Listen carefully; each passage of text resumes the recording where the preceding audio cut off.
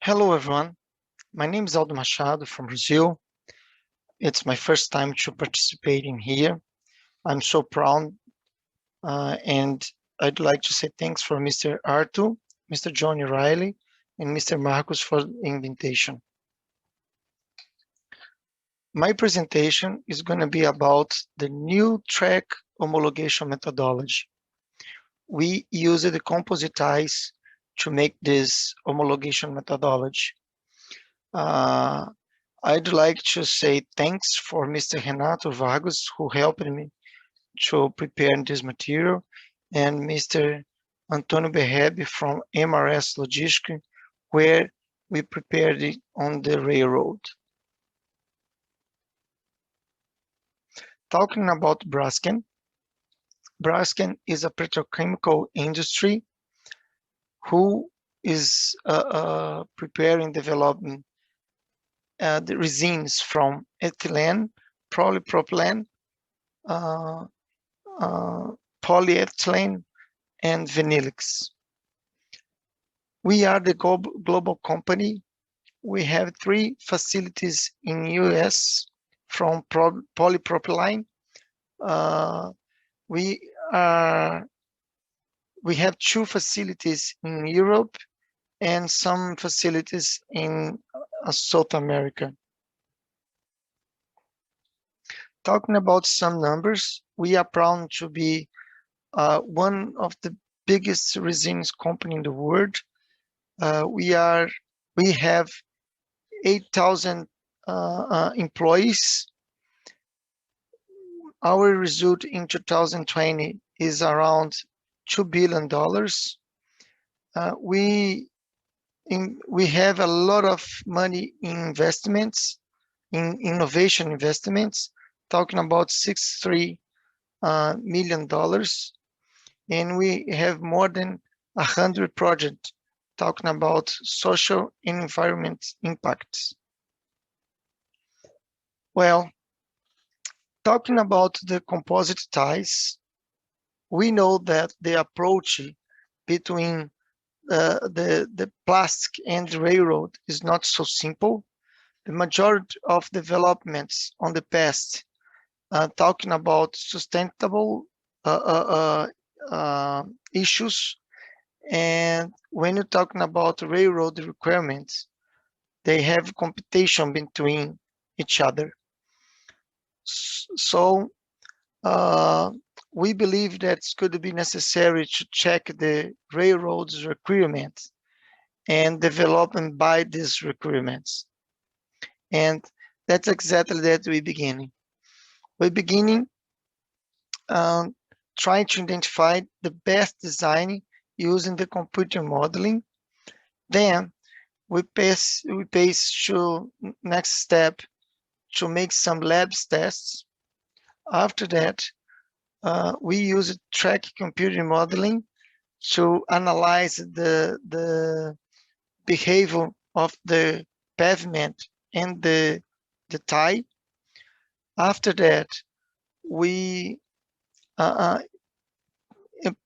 implement the cross tie on the track, and then we got the track homologation. As I told you, we design using the modeling, computer modeling. We have a fiberglass and polypropylene on the tie, and we use blocks for high density PE on the each above rails. After we designed by computer modeling, we made all the ARIMA requirement tests on the labs. It's exactly that we use in here in Brazil. So we use all the parameters to analyze, and we had a very good perform from MOE. After the first step to check the requirements from ARIMA, we use the ballast box to check the behavior and compare with our computer modeling. When we can see here some parameters that was analyzed by strain gauges on the cross ties. We see the experience, the lab results and the modeling are very similar. Another step, after we check it and we calibrated from lab tests, we begin the computer modeling using the track parameters. So we check that our cross ties should be less stress from the pavement when we compare to concrete. After that, we were prepared to go to the track. We using the test site on MRS. The railroads wants to know in the past how the pavement, how the pavement elasticity could be contribute for increased axle load. It's a huge project to increase the axle load, and they want to know about the elasticity from the pavements. So they prepared all the pavement, the infrastructure above rail, include soil, include the subgrade, and include, of course, the different ties, concrete, hardwood, timbered, and composite, and steel ties.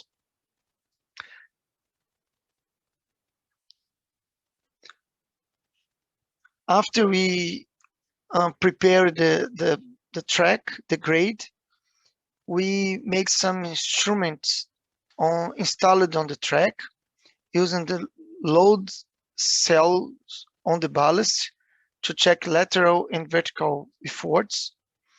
We use a carpet detection. Is about the thin film load cell that we use above the tie. We use LVDT sensor. We use a temperature and gauge to check if have a variation about the gauge. We use a vertical deflection and some strain gauge to check the deformation about the tie.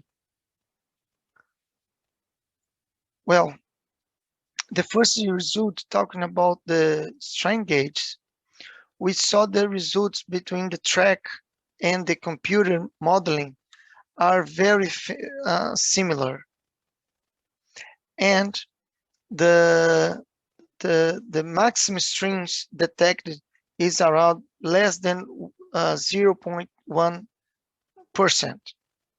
It's so far than rupture strain, that's around 4.5%. The second result, talking about deflection, we saw again the similar numbers between the field result and the computer.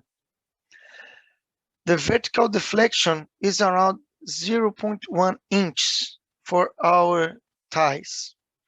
Remember that we're talking about the railroad. It's a very heavy haul corridor in Brazil.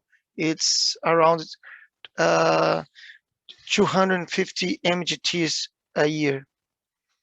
And we're talking about 36 tons per axle and 136 wagons.